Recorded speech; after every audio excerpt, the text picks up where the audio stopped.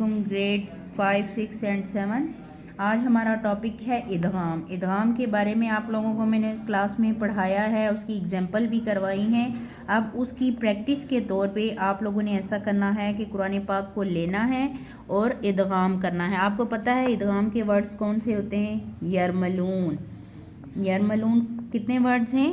6 words ہیں، یا، را، میم، لام، واو اور نون۔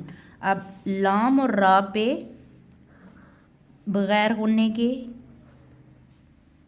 ادغام ہوتا ہے، ٹھیک ہے، ادغام ہوتا ہے، اور باقی غننے والا ادغام ہوتا ہے یا پہ، میم پہ، واو پہ اور نون پہ۔ اب ان کی آپ لوگوں نے ہر ورڈز کی 2 ایگزامپل کرنی ہے اپنی نیٹ کاپیز پہ اور قرآن پاک سے ڈھونڈنی ہے، اور اچھے طریقے سے، تاکہ آپ کو سمجھ آ جائے، اور پھر اسکول میں سبمٹ کروانا ہے۔ اوکے، ٹیک کیئر، اللہ حافظ۔